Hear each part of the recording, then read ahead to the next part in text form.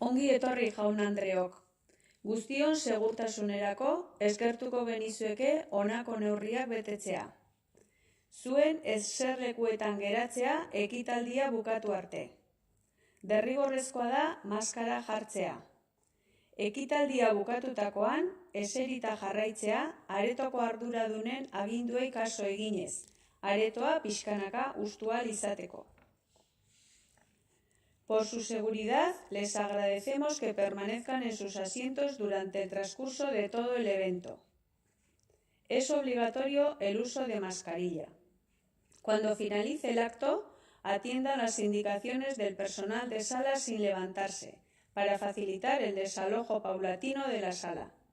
Eskerrik asko.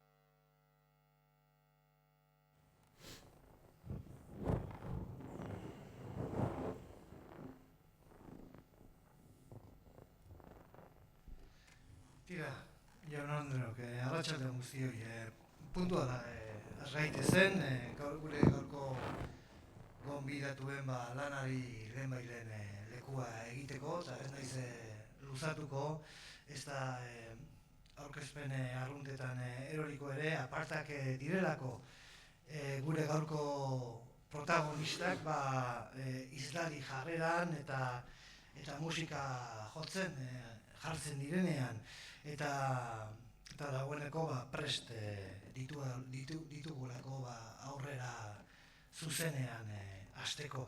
Ez da erraza egoera eta baldintza hauetan eszenatokirako gogoz egotea, horregatik modu berezian eskertu nahi diegu Maitane Arretxe, Aritz Gorrotxategi eta Felipe Goristigi euren bihotz zabaltasuna, Koldo Mitxelena kulturuneari bere laguntza eta internet bidez naiz bertan egotea erabaki duzuten hoi zuen konpromisoa.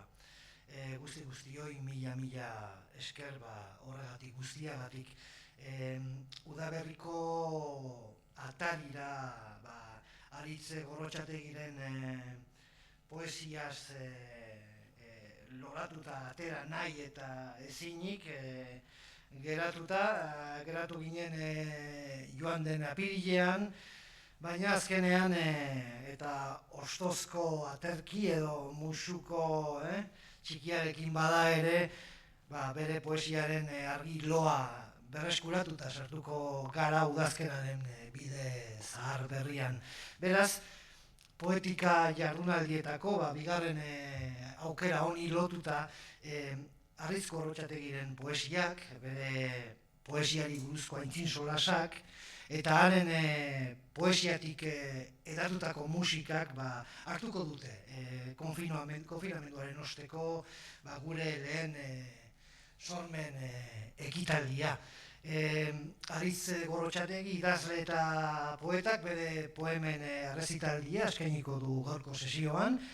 Iruniriko poesia saria irabazi zuen iaz, Aritz Gorrotxategi, Kamua izeneko lanarekin, 6. poema liburua du eta elkarrek plazaratu du, eta zuzen, eta batez ere, horko poemak eskainiko ditu gaurkoan, argitaragabekoak batzuk, inedituak ere bai, eta bere ibilbideari, bere obrari errepasoa emango duten beste hainbat, edo gutxi batzuk ere irakurriko dizkigu.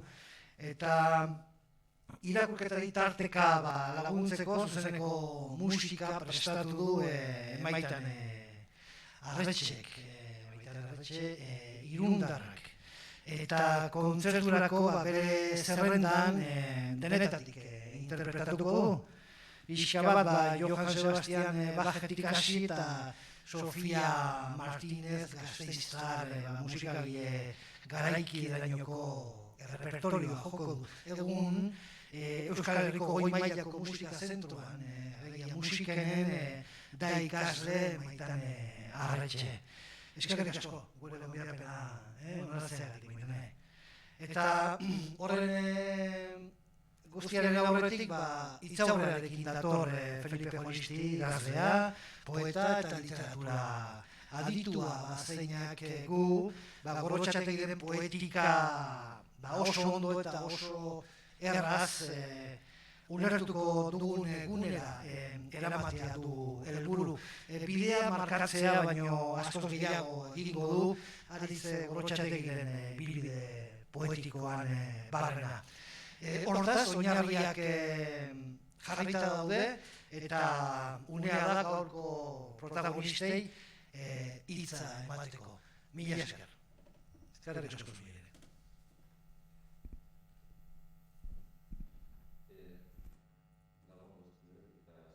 Etortzeagatik, eskerrik asko Koldo Mitxelenari eta Arizi eman direlako berriro bere poesia irakurtzeko abagunea eta hori da.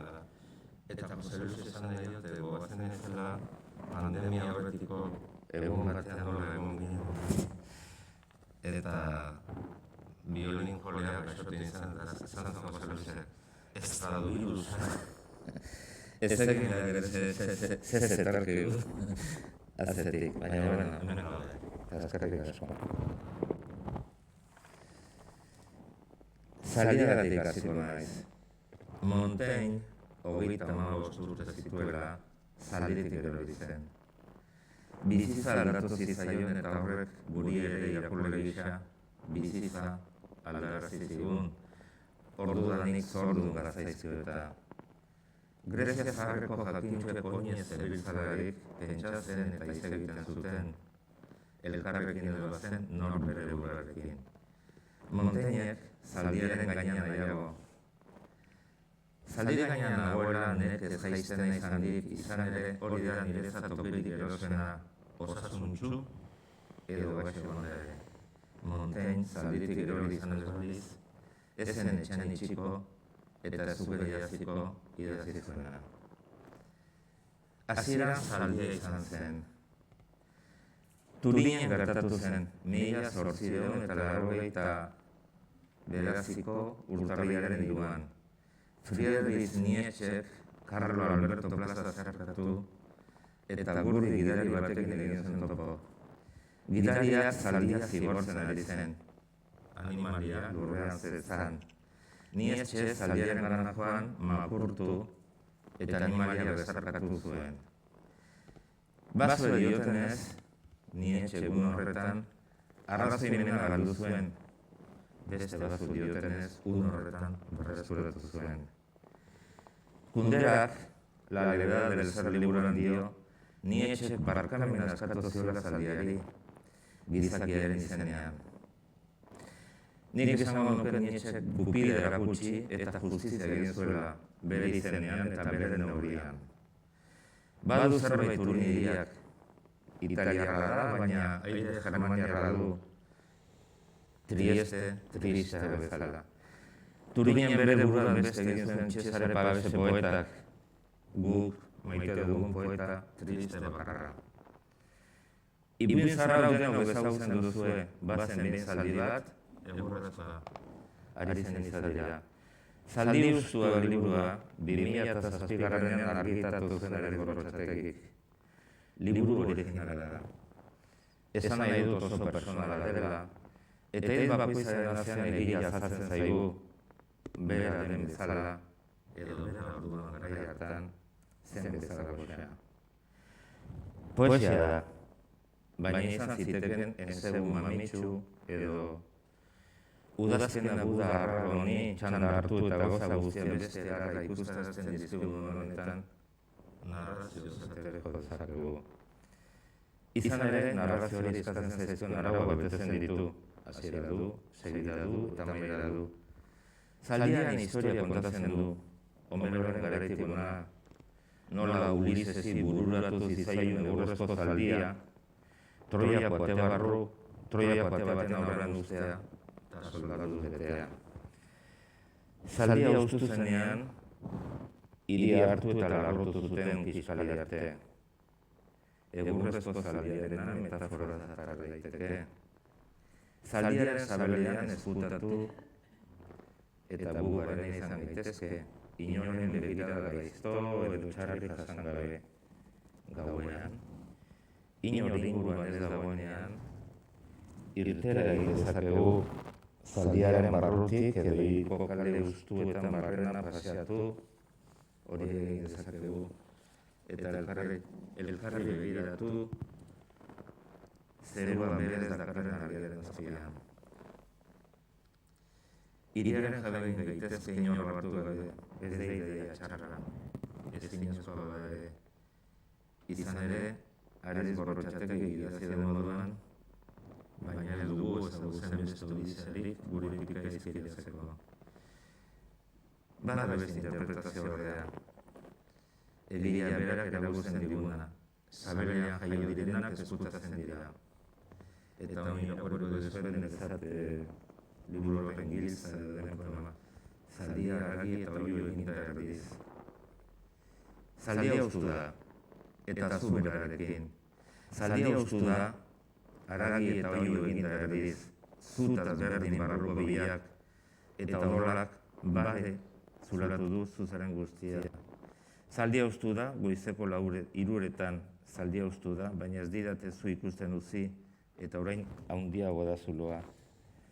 Esan ez badigute ere, hurbil ibili da heriotza, ebakuntza gelan eman dizu eskua, lozorroan trebe.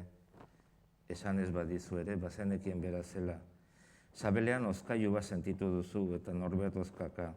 Zaldiak atea itxi dio, oihu zarren bile bidali du heriotza, eta odolustu da biziza, minez bezain bat negarrez. Bizizaren lehen kantua, bizizaren lehen aria ahaztuko zaizunek ez. Zuzaren guztia kolpe batean, eman duzu maitasun hutsez, zaldia ustu da, eta zu berarekin bete. Ariz Gorrotxategiren poesia, bai liburu honetan, aipatutako liburretan, bai bestetan ere, bizizaren aldeko apustua da. Idazten duen poesia ez da arranditsua, ez tapala ere. Bere ideia sakona badira ere, ez dituzte sustengatzen iz handi eta borobilek, enkantean garesti erosten diren iz itxura zaleta bere ustekoek, egunerokoak baizik. Baina eguneroko bizitza zerta den azaltzeko kultura klasikura jotzen du, Montaignek eta moralistek egiten zuten moduan. Ariz Gorrotxategi moralista ere bada. Moralista ere bada izan ere, astero zutabe bat idazten duen orok, badu moralista izateko joera, batzutan kaskar eta bezestan, erakustegu, ez? Ni hemen nago, bakizue. Moralista ere bada ez gaur egun hartua duen zentzuan, ongiaren eta gaizkiaren gainean eseririk munduari neurriak hartu, sasi jostunaren platatan ageri zaiguna, pulpito modernotetik alegia komunikabide eta sozialitatik handik iroizketan. Ariz Gorrotxategi badaki zer den ongia eta badaki zer den gaizkia. Sufritu eta begien aurrean ikusi izanagatik, begira da erruki horra du ulerkorra. Ez ezer, ez inor epaitu gabe jakin nahi du zergatik gertatu dena. Aiaz eta igarle hau da poema bat ari zena. Aiaze bakarrik hil dezake aiax, hilzaia bakarrik uz dizaioke hilzari. Poema hau, Ariaz beste liburutik hartua da, 2011 argitaratua. Honaino iritsita esan behar da, Ariz Gorrotxategiren ibilbide poetikoa 2002 hasi zela, taxi bat Hamletzat. 18 urte igaro dira ordutik ona, ibilbide luzea edozein tokitatik begiraturik ere. 18 urte, bagizue adin nagusia da. Baina esango nuke ez dela inbeste aldatuaren ikuspegia, gauzen izaerari buruz bederen. Oinarrizko irudiak eta esateko modua han zeuden, Hamleten zati txiki baino eroso hartan. Gero beste forma hartu dute, helduago egin dira, hobeak ere bai, egia bada. Adina aurrera doan neurrian, hobe zen eta onzen garela egia baldin bada. Troiako zaldiaren barruan zeuden gerlariak, gude irabazi nahi zuten, nekaturi zeuden gerla hartaz. Eta etxere izueli gura zuten, erasoaren ordua helzean, egurrezko tramankulutik jauzi egin eta herri osoa zuntzizari ekin zioten. Baina azpaten talkak elkar guruzatzean, jada ez egiten zergatik borrokatzen zuten. Eta odolpuzuak ikusten zituzten nahi. Eurek ez zuten konprenitu poesia sortzen ari zirela. Gorpu hotzez, bleituriko zelai bat poetika bihurtu zitekela. Eta izulerako bidaian ardo gorriz buti zituzten zabelak. Ez bai zuten ezer jakin nahi poesia basati hartaz. Egurrezko zaldi erraldoi baten uzkian izkiratu zen, kondeira arroz hartaz, hori da ari zen poema bat. Liburu horretan ageri dira gero bezera batera indarra eta garapen hartuko duten irudiak, itxuaren azaterako. Zenbat poema idazi dezake itxu batek, Ahab kapitainarena, deno gara Ahab kapitaina, Kafkarena, munduko beste idazle guztia bezala, isiltasunaren beldur bizi zelako, zaldiarena, lehen aipatu dudan poema, adibide gisa hartuta. Itxua, ez da oso azkarra izan behar, Homero da, poeta guztien aitapontekoa. Troiako gerra eta Troiako heroiak, Troiak hildakoak eta bizirik iraun zutenak horrimenera ekarri zituena. Munduaren ikuspegi gupidagabea, alegia epikoa, nobleziarena, alegia epikoa ezarriz. Ahab kapitainaren irudiak interpretazio asko izan ditu literaturaren historian zehar. Jonas, gaixoaren adina bai gutxienez. Eta biak, bai Ahab eta bai Jonas, nolabait marinelak eta marinelduak direnez itxaskaria dira. Eta bizizaren aurrean, bi jarrera ezberdin eta ia kontrakoak eraguzi izan dituzte. Ahab gaizkearen bila dabil, Jonas konsuelo bila. Ahabi mendeku gozeak ematen dio likagaia, Jonasi egonarriak egiten dio gantzea. Balea bietan jainkoaren tresna da, gaiz absolutua, gizakia bere txikitasunaz jabetu eta jakin dezan zein den bere tokia. Ahab errebeldea da, patuari aurre egiten dio, Jonasez. Ahabentzat ez dira zuzenak pairatzen dituen sufrimentua eta mina, Jonasek men egiten dio datorkionari. Itxasoa bietan da izugarria, monstro guztien zorleku eta bia. Osama Bin Laden hilondoren ez zuten erraustu, ez da lurperatu ere, urperatu egin zuten. Irudiak irudi, galdetu dezakegu, ez ote zen Bin Laden Ahab bezain erreala, Armagedon zuntzitzazearen azeti zebiena. Bai Melbileren Ahab, bai Bin Ladenen itxasuan geratu ziren. Melbilek hori izaten zuen horre, holako metafora erbati erabiltzen du itxasua da, hil mihiz zabala. Hau, Bin Ladenen azan edo, testu irakurtzaren nintzela, irakurri nuen hor, zaiden testu bat. El nombre y la cara de Osama Bin Laden se han vuelto tan adormecedoramente familiares para los estadounidenses como en efecto para borrar cualquier historia que él y sus oscuros seguidores pudieran haber tenido antes de que se convirtieran en símbolos de todo lo repugnante y odioso para el imaginario colectivo. Inevitablemente entonces las pasiones colectivas están siendo canalizadas en un impulso para la guerra que se asemeja misteriosamente al capitán Ahab en persecución de Moby Dick. En lugar de lo que está pasando, un poder imperial herido en casa por primera vez, persiguiendo sistemáticamente sus intereses en lo que se ha convertido en una geografía de conflicto repentinamente reconfigurada, sin fronteras claras ni actores visibles.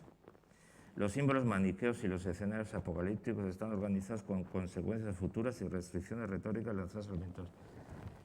Testu hau da oso nik oso izupen kontua da, baina bai, konparazio ez dago ezki, Osama Bin Laden dago balearen azetik eta itxasua da azkenean urperatzen dituzena bai Ahab eta bai Osama Bin Laden.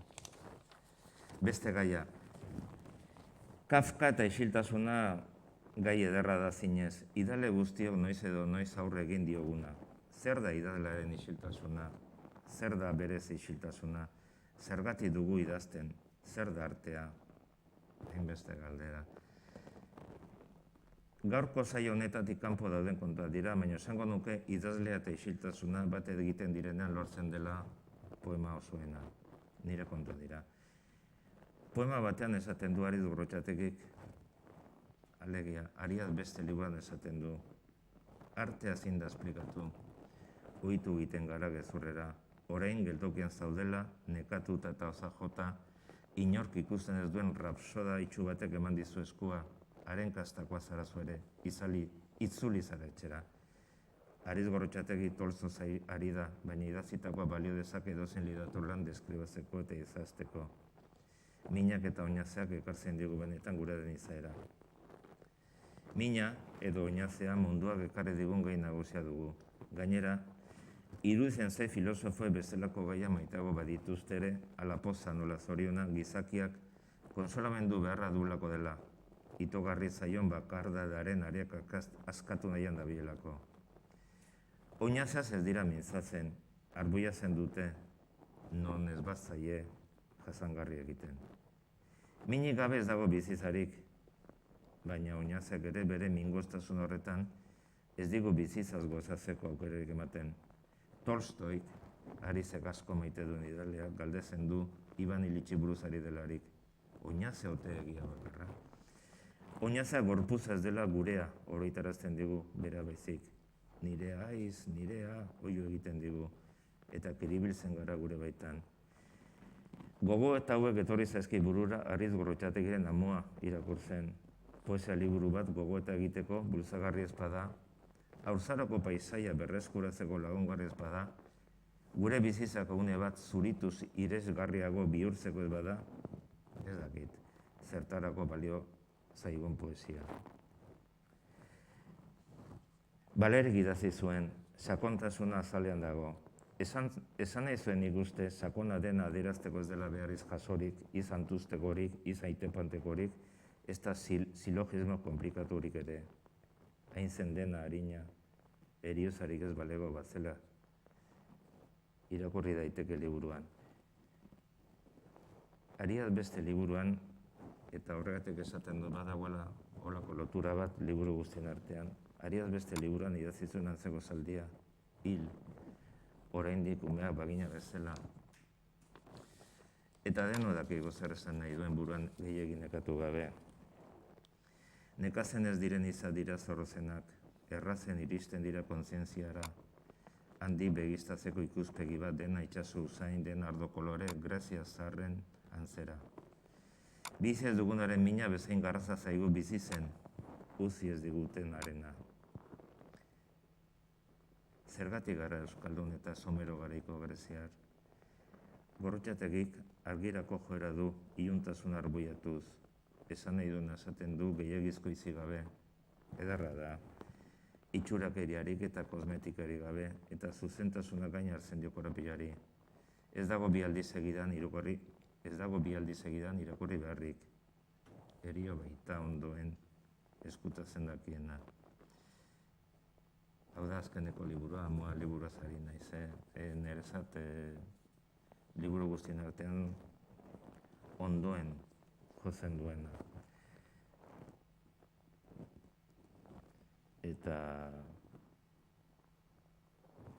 bukatzeko badago poeten artean halako joera bat gauza tristetara jotzeko. Pentsatuz bat zenbat eta tristago izan poema bat sakonagoa dela. Hori okerra da. Nik esango nuke bizitza bezala, bizitzak bi alde ditu, aurki eta infrentzua. Baina poema batek ez du zertan izan tristea. Eta zenbat eta tristago izan poema bat, nik esango nuke zenbat eta falsuagoa dela. Bukatzeko, Ariaz beste liburuko poema batean dion bezala Arizek, enigmarik ez, ardoa eta dantza. Eta bere poemekin duziko zaituzte.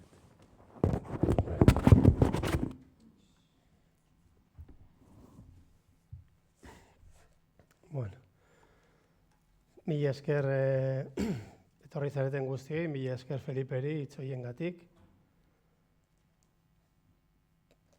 Lagun handi batengatik eta poeta handi batengatik datozelako eta harengandik asko ikasi dudalako. Gaur irakurriko ditudan poemak 5 bloketan banatu dut. Gehienak Amua liburukoa dira, badaude inedituak, eta lehenengo blokean batez ere sartu ditut aurreko liburuetako, gustuko ditudan poema batzuk. Eta egia esan, bigarren lekuan heldu zaitut lehioan jarri dut, lehen Felipek esan du, ja 18 egia da lehenengo liburutik poema bakarra aukeratuet, eta pentsatzen jarrita ja 18 urte bete ditu. Beraz, etxetik joateko ordua ere badu. Eta horren bestez hasiko naiz irakurtzen. Argia bidera. Argia ateratzen da bidera izerdi koroaz. Lorategietan basoak hazi dira, ipar eta hego. Zuzuriak bere egin ditu bideko urrats lurrunak. Bizigaren artean ilezkorrak gara, areazko ertzak bezala. Egunak adastea ariketa luzea da, soin noranahikoa. Berdinak gu azken batean leku ezberdinetan jarriak. Euriak haragia bustitzen duenean, soroak mugarik ez ezpaindardartietan. Eskua hitzaren hildaskan, irailari begira, mahatsa, mahats ondoan larri.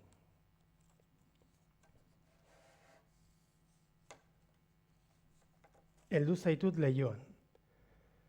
Heldu zaitut leioan, isilik egon gara fabrikako keari begira.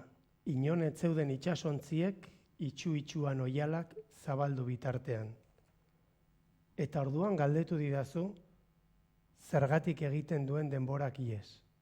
Edo nolatan sar daitekeen eskumuturreko erloju batean.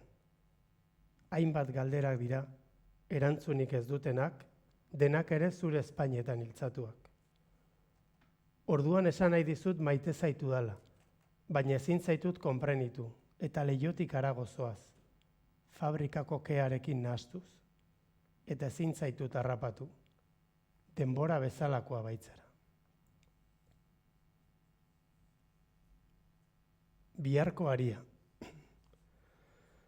Plazaren ertzean musikaria, joan etorrian oinezkoak, hasi da tresnaren baitatik hotsak ateratzen, inguratuen artean ikusi ohi duen emakumea noiz etorriko zain. Buru altxagabe badaki, besteen artean dagoela. Atzokoa bezalako egun bat baita gaurkoa, non nahikoa den ari bati heltzea, sorterria begirada batean zehazteko. Non nahikoa den ari bati heltzea, beste aldean Ariadna dagoela ziurtatzeko. Emakumeak ere maite dut Teseo, baina bietako inork ez daki esaten nola egingo dioten ies Minotauroari. Biak bat direnean ala banaka, etxera doazenean bakoitza bere autobusean. Banakotasunean desegitera, puskekin biharko aria birsor daitekela sinestera. Urrutitik maite dut elkar, galderarik egin gabe, labirintuak ibiltaria maite duen moduan.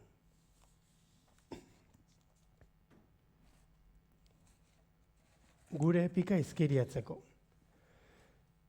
Nire eskuek ez dute mailurik ez eta hiltzerik zure espainek. Belarrira esan zenidan egidazu etxe txiki bat. Eta eskuekin emanien formaz zure zaldi denborei. Eta atzekin goldatu dinituen zure euri egunak. Hasiera besterik ez zioten eman atzek etorri berrien portuari. Nire eskuek ez dute ogirik ez eta laberik zure espainek. Belarrira esan zenidan, etxe txikia niganda. Eta guk ere bilatu genuen gurea, maitasuna biderkatu zain. Eta eskuekin laztantzen utzi zenidan, etorri berrien jolasa. Nire eskuek ez dute iskilurik, ez eta soldadurik zure espainek. Baina ez dugu ezagutzen beste odisearik gure epika izkiriatzeko. zirrikitu bat izozkailuan. Betaurrekoak utzi dituzu mahai gainean, kafesnearen ondoan. Ogi apurrek osatzen duten akelarrearen erdian. Ordulariari begiratu badiozu ere, ez duzu sinesten egutegi Gregorianoan. Setioak eta egunak enbor bereko eskolak direlakoan. Galdera egiten diozu zeure buruari, nola kabitu daiteke denbora guztia eskumuturrean. Nork asmatu zuen gezurrezko kartografia hau. Behar bada gurpilak ez du errurik, baina zirkuluek badute hutsaren antza. Gravitazio arauek eta kronometroek elkarrekin larrua jotzen ez badut ere, beti geratuko zaigu zirrikitu bat izozkailuan. Arrainilen hats grisaskan utxune arnasteko.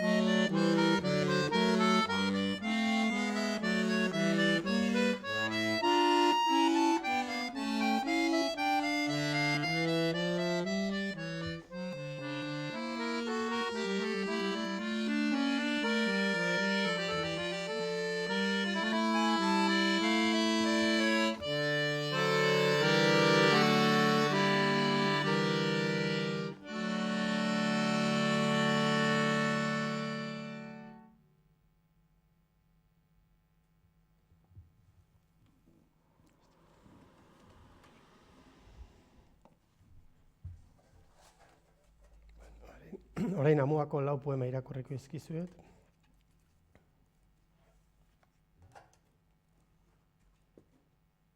Nire, lehenguan komentatu nula, nire azken aldian amez gaizto moduko bat eukiet, rezitaldi batean tokatzen zaidela eta ez dela topatzen horria, galdu egiten dut. Nik uste badakidala nun dagoen, baina ez dut topatzen olako zeba gertatzen zei, bueno, gaur espero ezagun ez gertatzea horrelakorik. Egun gogoan garria. Egun gogoan garria izango da. Ituna sinatu ostean, giltza kutxan sartu eta hitz debekatu guztiak askatuko ditugu. Apaizen esanak eta are apaizak berak ere deserrira bidaliko. Filosofoen bizarrak Ardoz ez ditu eta Sokrates dugu omenduko, edo leizean sartutako Platon. Lorategiko Epikuro, Lesbos uharteko Safo. Ateirekietako jardune edo akelarrea. Ez da janedanik faltako. Musikariek adarrak eta sugandiak afinatuko dituzte 10 notako pentagraman. Sukaldariek haragi gabeko jakiak prestatuko dituzte izar oliotan ontzututa. Elkar maitatuko dugu. Barretik negarrera pasako gera kilkerrak jauzirako duen erraztasun beraz. Denekin dantzatu eta ondartza baten balatuko dugu, kala eta guzti. Lehen jaio berriari opari gisa emateko, eta gezur bat sakrifikatuko dugu odola usatzeko. Euria hasten duenean hizketan jarraituko dugu.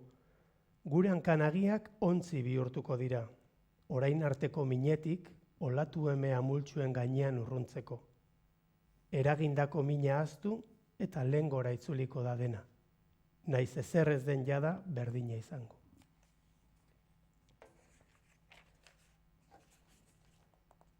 Gantxegiren teniseko plaza, 1975. Jainko bat izan daiteke soinu bat, urak arkaitz baten kontra eragindakoa. Tenplurik gabe, jolasak lagunduta, haizea zulotik ateratzen denean, balearen txorrota da nola, aurrak zoratzen eta pozez, hasten dira jauzika, puzten zaie arropa, puztu irribarrea, gatzatu Espainiak, borobildu masaiak. Zerro berik eman dezake jainko batek.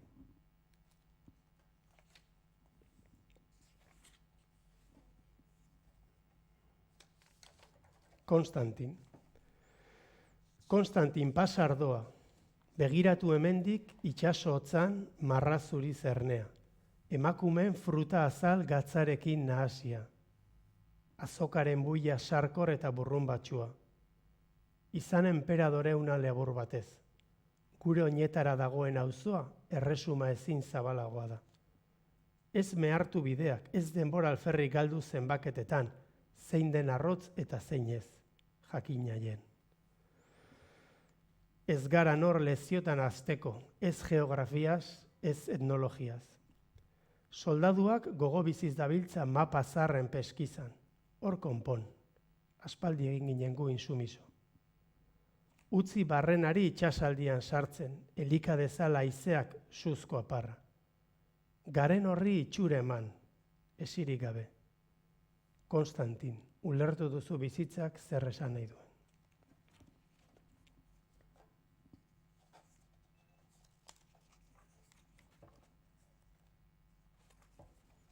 Hain zen den harina. Ondartza luzatu zijoan, zerua, orain buru bihurtuta, hegoalderantz adarka. Plastikozko sandaliak uretan igerian, jaberik gabe. Muinoan gora bizikletan txirrindulari bat edanda. Neskato bat itxasertzean ondarrarekin hizketan.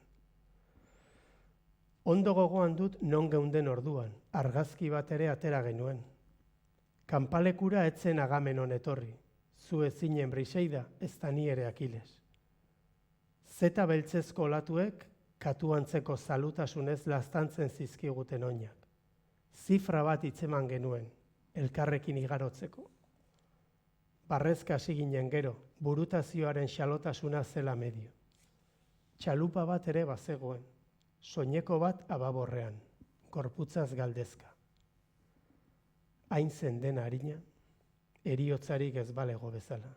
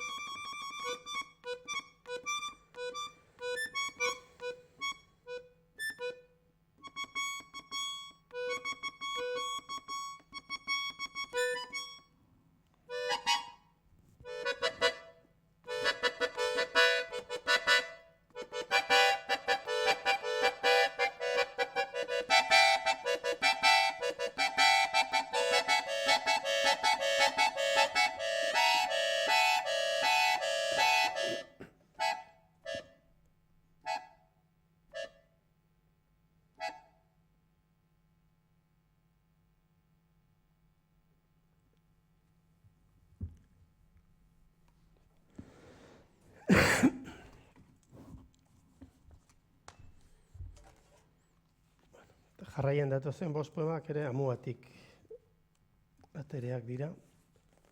Ekaitza. Gogoan dut esan zen igula. Ekaitzaren ostean jasoi dira enbor eroriak. Ekaitzark mendia zulatu zuen, sustraiak eta adarrak jarri zituen dantzan, animalien beldurra usain zitekeen. Etxeak ontzi bat ematen zuen, urtaupada beltzez inguratuta. Etxeko leihoa idibegi bat zen, itsaso erdoilduaren bazterrean, itotako zerbaiten arkeologia, eta gu kristalera lapa eginda, euri lodi eta jotzaile arnasten. Betiko afaldu genuen oilaskoa eta barazkiak. Gero argia joan zen, leize batean egotea bezalakoa zen. Kandelak atera zenituen tiraderatik. Zulama ahulek itzal bitxiz bete zuten gela. Eta zalantza izan genuen, bisonteak marrazten hasi edo ez. Argindarra itzuli zenean, irrati bidez jakin genuen gizon bat hilik gertatu zela. Haize kolpe batek botata itsasoaren erdira. Inoretzen arratsaldeko filmaz gogoratzen, ez une hartan behintzat. Isilik geratu ginen. Nork daki. Agian, huraxe zen hilaren alde otoitz egiteko gure modua. Irratia itzali zenuen eta dena joan ginen ohera. Kosta egin zitzaidan begiak biltzea. Uzkurtuta geratu nintzen mutu. Linterna ere itzalita. Eskerrak eman nituen hildakoaren semea ez izateagatik. Etzinelako zu izan, gau hartan hildakoa. Ekaitza irudikatu nuen gero, gorpu eroriak eramaten.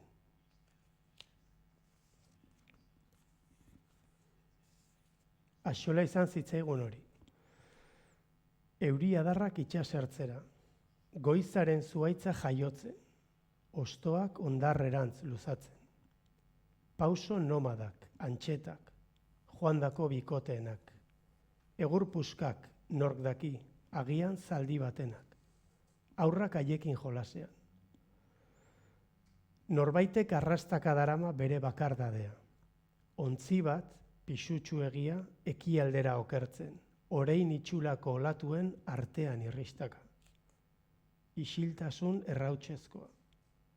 Aingura batek eusten dio ondoari, baina zerk eusten dio aingurari. Federik ez izatea horretan ez sinestea, eta hala ere, grabitatea hautematea. Area bere itzala jaurtitzen. Harriak ezkutatzen dira itsasoaren sakonean. Edatze prozesuak bere bidea darrai. Inoiz axola izan zitzaigun horretatik urrunduz goaz.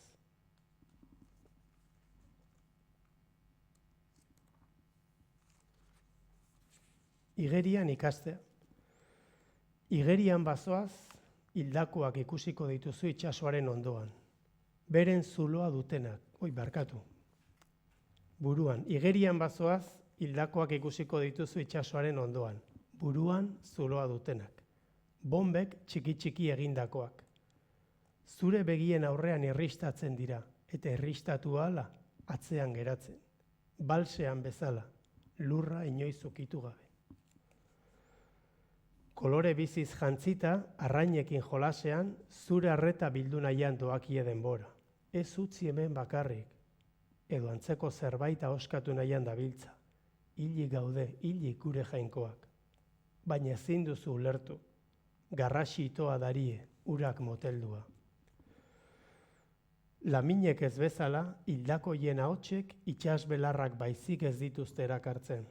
Maskoro jartzunak, bitakora kuadernoen errauts zimurtuak. Noiz agortuko da haien Espainien aparra?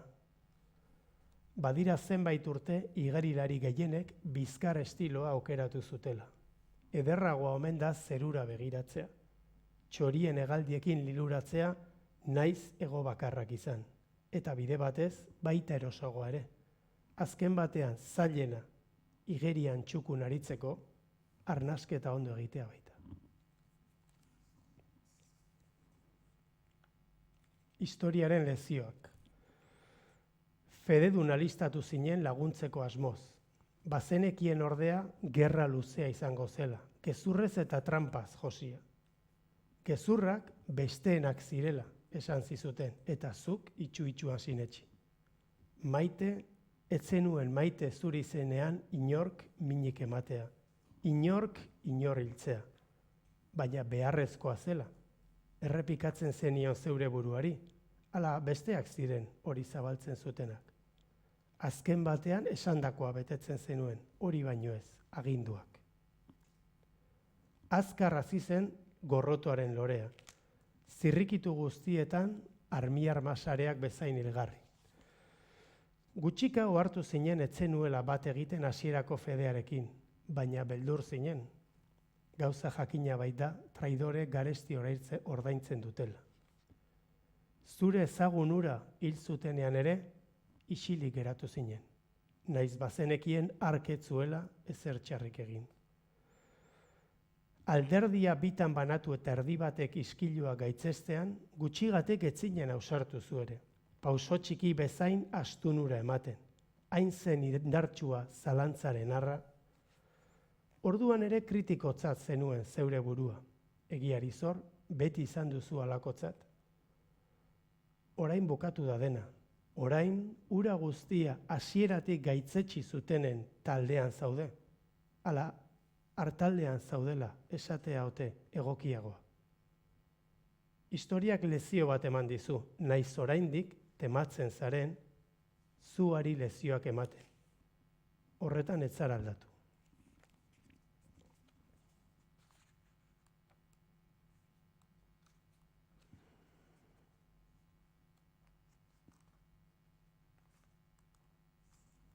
Mamu bat dabil.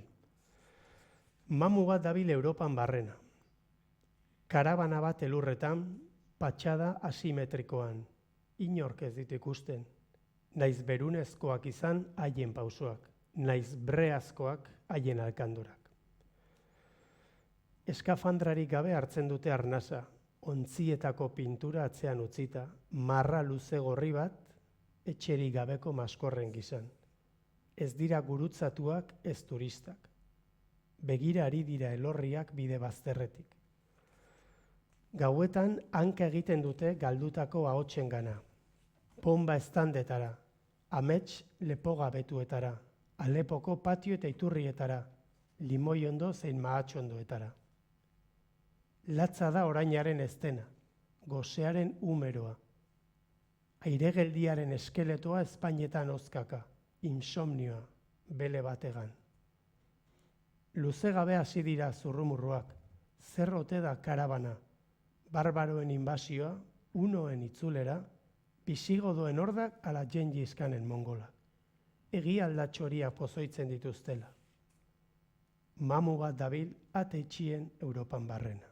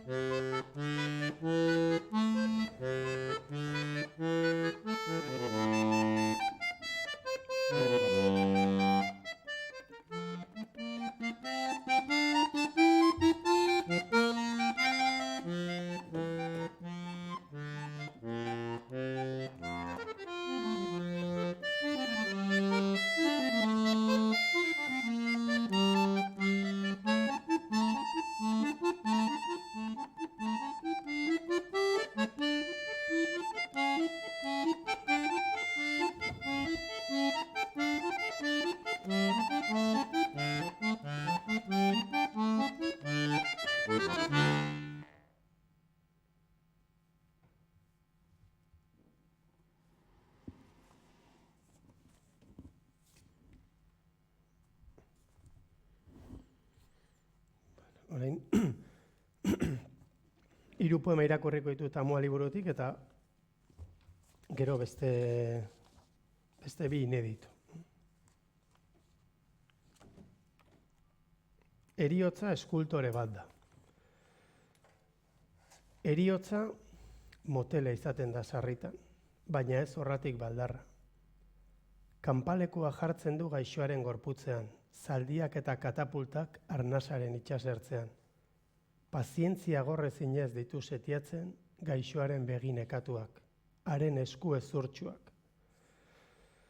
Heriotza eskultore bat da, hutsarekin maite minduta. Barrena garbitzen dizu, ezurraragia desitxuratu eta kimatu, etzanda zauden oetik desagerrarazi arte. Angeluak eta belztasunak, biak daude eskultorearen atzetan. Adiskide zahar batek bezala ondoratzen ditu haragian, hitzez azal ezin daitekeen jakintza baten peskizan. Ez du asmotxarrez egiten, ez jainkoak edo deabruak ala eskatuta. Biologia hutsa da natura, zikloaren matematika, jaio, hazi eta hil. Ez dago errudunik, naiz horrek irensgarriago egiten duen beti heriotza. Haren musuak dena aldezake. Isiltasun ubera luze bat uzten du atzean. Gogoetaren mina, oroitzapen lursail zabal bat, eta zertarako uka, baita gorroto izpi batzuk ere, senide eta lagunengan. Txoriek kantari eta munduak lehengoan segitzen duelako, inor hil izan ez balitz bezala. Pospolo kaxa. Haur guztiek dute lehen hildakoa, pospolo kaxa batean gordetakoa. Isilik egon da aurra amonaren hiletan. Apaizaren hitz bat harrapatu du airean, intsentsu biribilekin dantzan. Zer da joatea aita? Bizitzen bakarrik ez, hiltzen ere ikasi behar. Bizitzak seme badu hasiera eta bukaera. Amona pozik hilda, bazuen joateko gogoa. Iritsiko altzait aita, niri ere ordua. Zaharra zarenean, ilea zuri eta belaunak dardarka dituzunean, neurriz txiki eta kemenez motiel zabiltzanean, jada nire aurpegia hazten hasi zaizunean, zure bihotzean baino bizi ez garenean. Metafora batez lagundu du azalpena, sagarrak bezala erori, kezkatu gabe nondik, kezkatu gabe nora. Semeak ireki du pospolo kaxa, zenbatzen hasi da dakien arte. Zin egin du, serio, bilatuko duela noizbait, bizitza bitan erdibitzen duen aria. Bere baitan sentitu du tximistaren izerdia. Zer oskol mota da gizakia, galdetu dio bere buruari, beldur eta harri hitzak eztarrian mikatz trabatuta.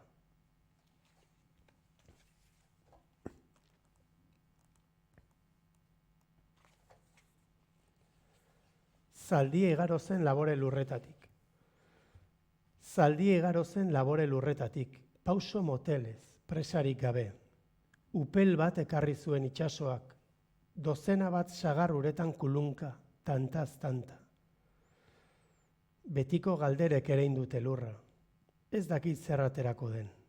Bitartean hazia dut landatzen zure baitan. Mamia eguzkira jarrita taupaka.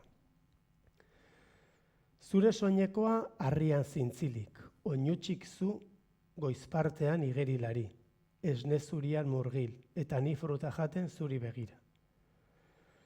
Jainkoa ere hil bazen, zergatik ez Zentauro eta Minotauroak. Ez gara inorenak, ez gaude zorretan inorekin bakarrik gaude. Ez ezeri lotu, haizeak piz dezala gure ile urdindua argizko esian. Orain inedito bat irakurriko dizuet, Bretainiako Biniken. Binik da Bretaina iparraldean Samalotik gertu dagoen herri bat, eta jakingo dezuenez, han mareak oso bereziak dira. Asko igotzen dira eta asko jaitsi egiten dira. Eta inbeste jaisten dira, kaiko ontziak ondarretan geratzen direla ordu luzez. Bretainiako Biniken uraren gainean ibil zaitezke.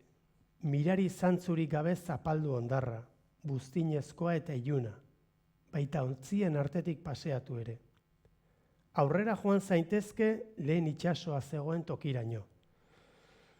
Une batez ondarrezko mundu bat irudikatu, maskorrez eta arrasto arkeologikoz, petrolio orbanez eta zomorro txikiz betea. Bere burua zerditzen den basamortu bat. Ez igerilaririk ez arrainik, ibiltariak baizik. Urrutian tuarejak ikusi uste dituzu, karabana luze bat Mantxako kanala zeharkatzen. Itsas beheran urtonagaziak atzera erretiratzen dira, greziar bizkorrak bezala, egurrezko zaldirik opari utzi gabe. Badoa zela ematen du, ez itzultzeko, etxi egin dutela, gerra amaitu dela, sinetxirazi nahi dizute, baina dena iruzur bada, ondo kalkulatutako amarru bat. Ordu batzuk geroago itsasgorarekin batera zaratarik egin gabe, ustekabean eta arbel kolorez, tona horiek guztiak elkarrekin itzultzen dira dena setiatzera, ura kairaino jasotzera, ondoa jota kontziei iesbidea eskaintzera. Iragarritako konjurak oztoporik gabe, gimnastaren pareko malgutasunarekin askatu ditu bere mihiseak. Zure susmoak bete dira, beti irabazten du urak. Aparraren oihartzun hotzak, baina ezaba ezina da konkista laburraren poza.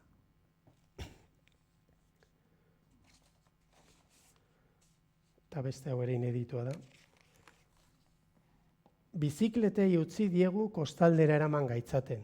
Pasaiako ordeka luzean, garabien aurreskuan, mamu ontzirik gabeko industria portuan, arraunean goaz denak ondartzara bidean. Uraren misterioa gero, olatuen erritu orfikoa, argiaren aldakortasuna urra zala zulatzen. Bikote jolasti bat elkarri xilpean, goazen etxera esaten, itxi ditzagun gortinak. Zenbat kalapita, zenbat areazko gaztelu, oro itsasoak eraitsiak, zenbat mezu ulertezin, zenbat bataio aldi berean, tenplu bat aire zabalean, eskua ur bat bezala iparralderantz irekia. Ainguratuta geratu naiz zure oineko tatuajean, aurra jolasean bere kabuz, zure hile zuritzen hasia, urte bakoitzeko eraztun bat, zuaitzek bezala. Inork ezin du itsasoa agortu, agortuko gara gu lehenago. Irribarre egin didazu. Urtek ematen duten konplizitatearekin. Denbora kontra dugu, baina zer gehiago eskadi ezaiokegu egunari.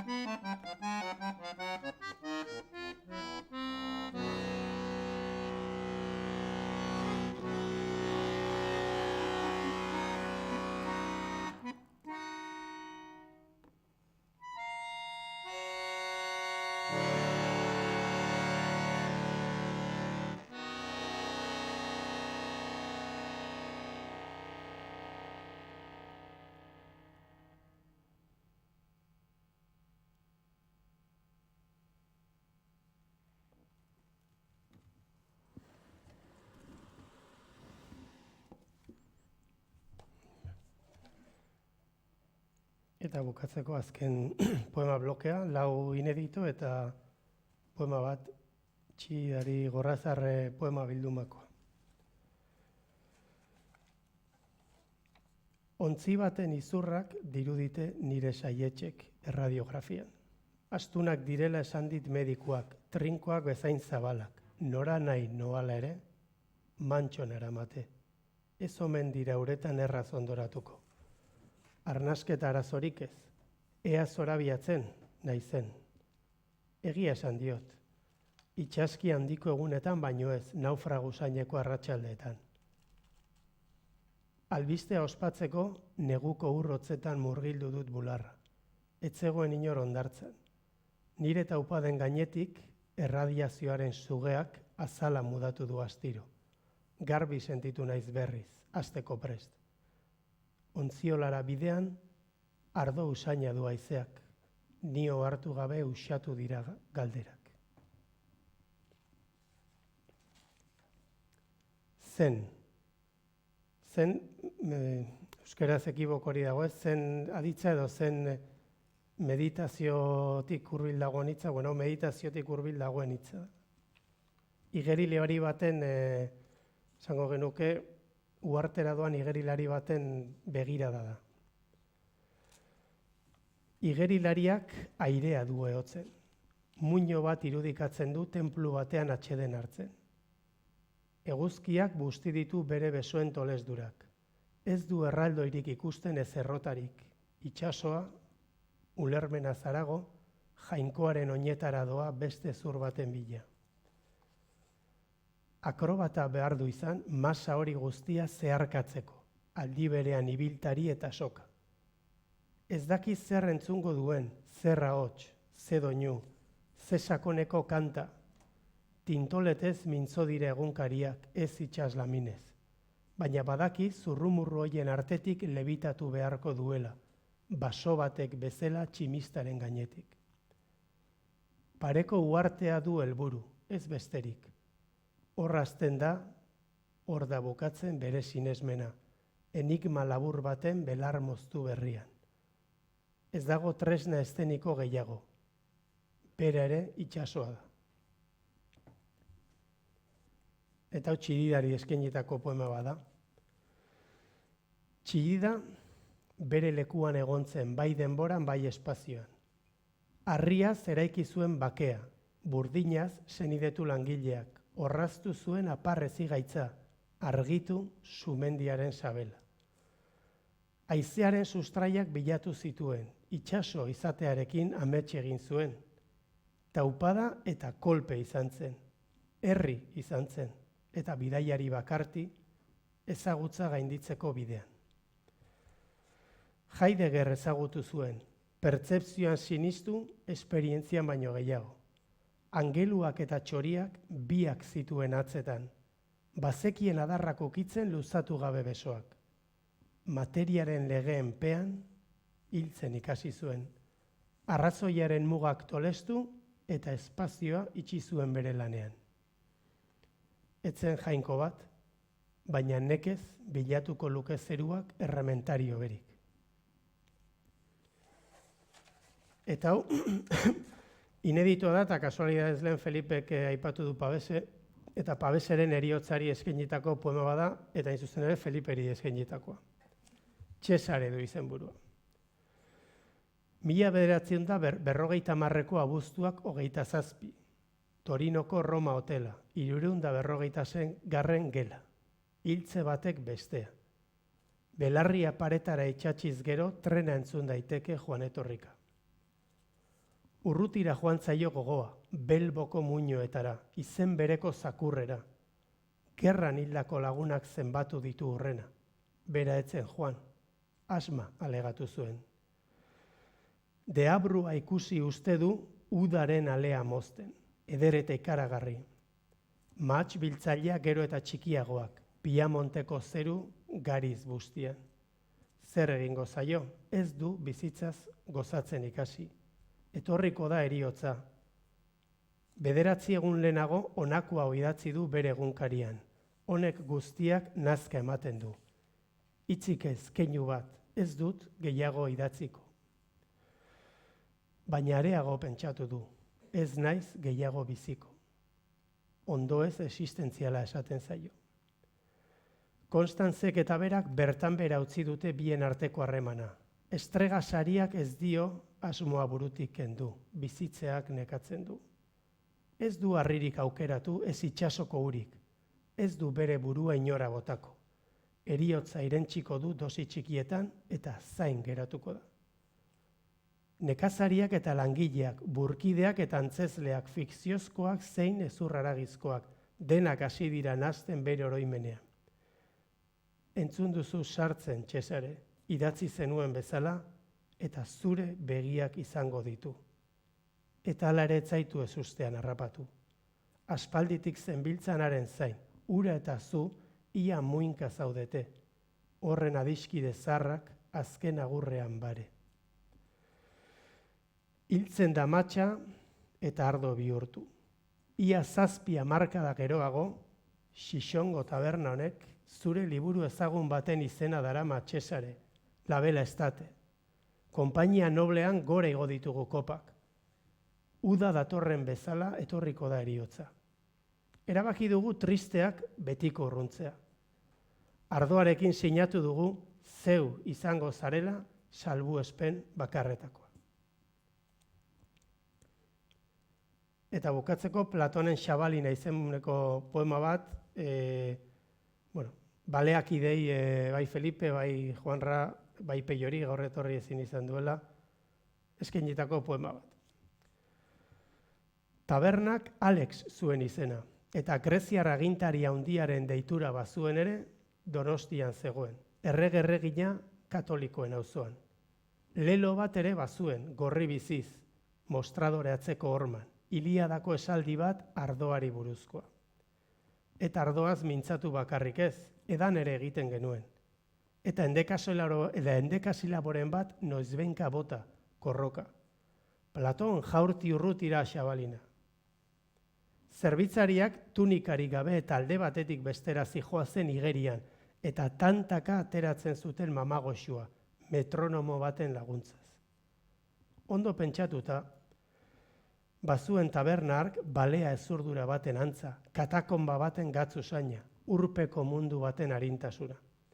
Beti zen udara betea, etzen xerparik behar gailurrera heltzeko. Gauza bitxiak ere ikusten ziren tarteka, Rilke Orfeorekin berriketan, Pessoa bakarrizketan, Zambrano eta Lete musean, Seferis Sestantearekin jolasean, Sofia de Melo laztantzen arrainak, Vladimir Jolan txekiarra edalontzian giltzapetuta, Alexandre kapitaina gerra kontuetan endredatuta. Zenbatetan jaurti genituen gure eldarnioak uretara. Zoriontsuak izan ginen, eta gainera, Xabalinak ez zuen inor zauritu. Mila esker.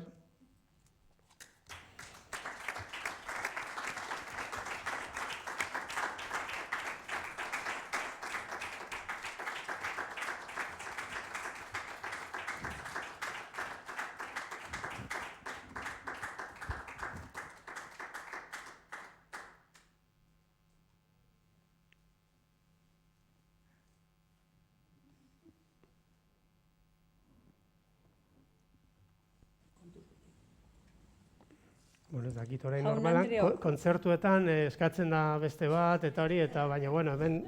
Bai, hori eskatu da, no? Ez dakite. Hori eskatu behar nion, beste bat jotzeko asmoa izango gotez ben, baina ez dut uste prestatu duenik eta ez dugu konpromiso hortan jarriko. Beraz, mila esker hiruoi, Felipe, Aritz eta Maitane, zuen gaitasun bikainaz gozatzeko aukera eman dizugulako, eman diguzuelako azkar esaten da, eta mila esker berriz ere zuei etortzeagatik. Poetikaren hurrengo hitzordua urriaren 22an izango da, osteguna, Zazpiterrietan, Julia Piera poeta, Itziar Minguez literatura aditua, eta Beñat Olano musikagilea gonbidatuko ditugu areto nagusi honetan bertan parte hartzera. Guztioi mila esker bihotzez eta ordura arte, zaindu eta ondo bizi, agur.